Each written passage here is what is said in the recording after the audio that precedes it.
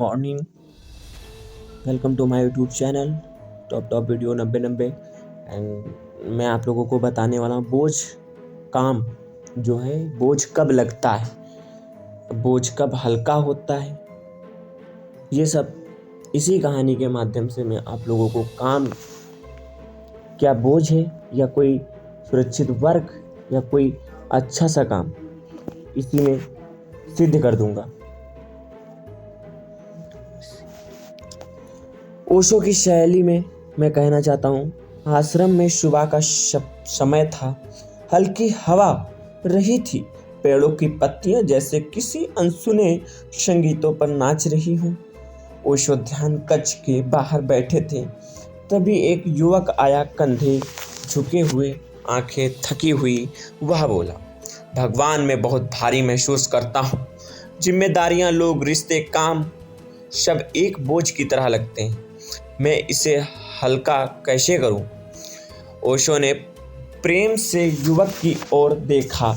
उन्होंने पास रखी एक छोटी लकड़ी की छड़ी उठाई और बोले, चलो मेरे साथ। वे दोनों आश्रम के पीछे बने पुराने बगीचे में पहुंचे। बगीचे में एक सूखा हुआ पेड़ खड़ा था। उस पर पत्ते भी नहीं थे, बस टहनियां फैली हुई। ओशो ने कहा, देखो, यह पेड़ पहले बहुत हरा था, लेकिन यह सारी पत्तियां गिरा चुका है। क्या तुम देखते हो, जहां गिरना चाहिए वहां पेड़ पकड़कर नहीं बैठता। युवक समझ नहीं पाया। ओशो ने आगे बोले, जीवन भी ऐसा ही है। हमारी मुश्किलें, दुख, तनाव एवं पत्तियों की तरह है। समस्या यह नहीं है कि जीवन में कठिनाइयां आती हैं, समस्या यह है कि हम उन्हें पकड़े रहते हैं। युवक गंभीर होकर सुन रहा था। पहला संकेत, पकड़ छोड़ने का साहस। ओशो ने पेड़ को हिलाकर नीचे की मिट्टी उठाई और हाथ में देते हुए कहा, इसे पकड़ो। युवक ने पकड़ लिया। कुछ मिनट बाद ओशो बोलो, कैसा लग रहा? युवक बोला, कुछ खास नहीं, हल्का है। 5 मिनट बाद ओशो फिर बोले, अब कैसा है? युवक ने हाथ बदलते हुए कहा, थोड़ा सा भारी लग रहा है। 10 मिनट के बाद युवक ने माथे पर पसीना पोंछते हुए कहा, अब तो हाथ दुखने लगा है, भारी लगने लगा है। ओशो मुस्कुराए, मिट्टी तो वही है, भार वही है, लेकिन जब तुम उसे पकड़े रहते हो तब बोझ बनता है।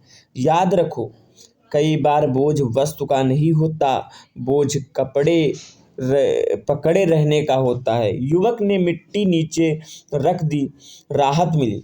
दूसरा संकेत, मन का कमरा साफ करना। ओशो युवक को आश्रम के एक कमरे में ले गए। कमरा बहुत शांत था, लेकिन चारों ओर पुराने टूटे सामान पड़े थे। कुर्सियां जंग लगे, डिब्बे फटे हुए, कपड़े फटे हुए। युवक ने पूछा, यह कमरा इतना भरा हुआ क्यों है? ओशो बोलो, यह तुम्हारे मन जैसा है। युवक चौंक गया।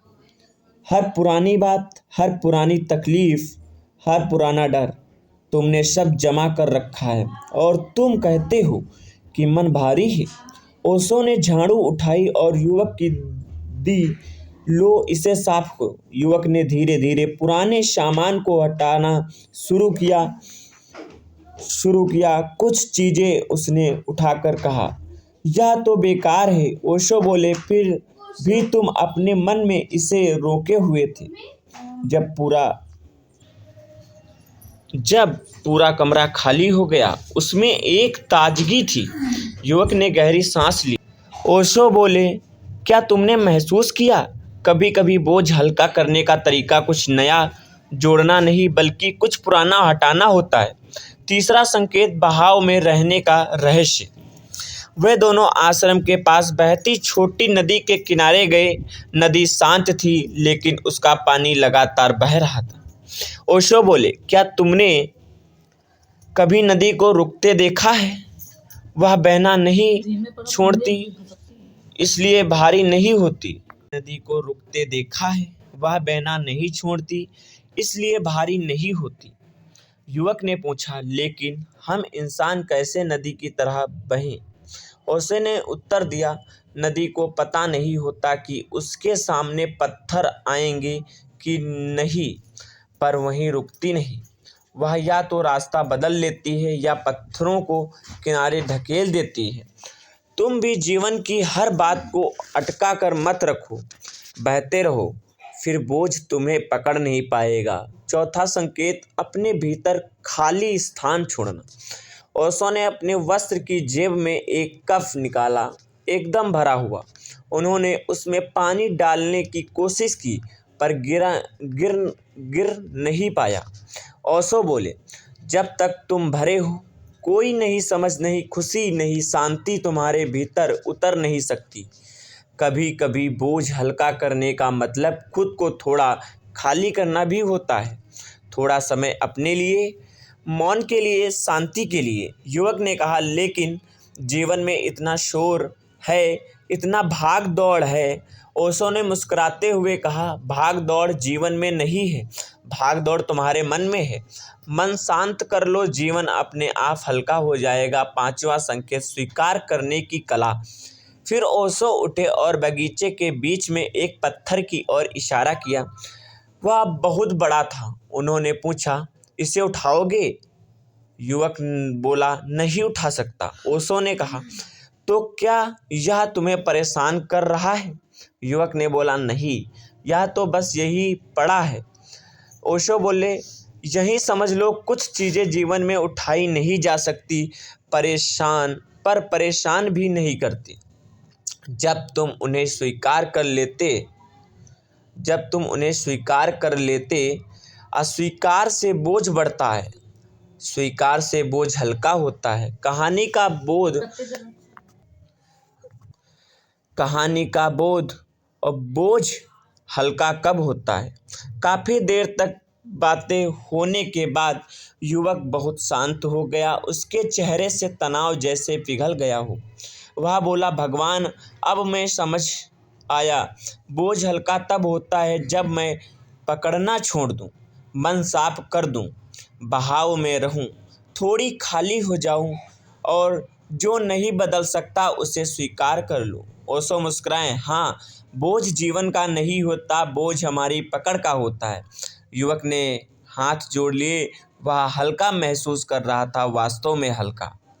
तो इसका निष्कर्ष यह है कि बोझ कभी बोझ नहीं होता, उसे समझने की क्षमता होती है। जो समझ गया वो बोझ को हल्का कर लेता है, जो असमझ रह गया वो बोझ को अपने सिर पे लेकर चारों तरफ दुनिया भर के राउंडों में घुमा करता है। तो बोझ हल्का करने का उपाय यह है कि अपने मन में जो दूरभाषी, दूसरों के बारे में सोचना, दूसरों के बारे में कहना, ये सब उतार दो। अपना देखो, अपना जो सामने बोझ है उससे उतारने की चिंता करो। उस चिंता को इतना ना लो कि मैं ठीक हो जाऊं।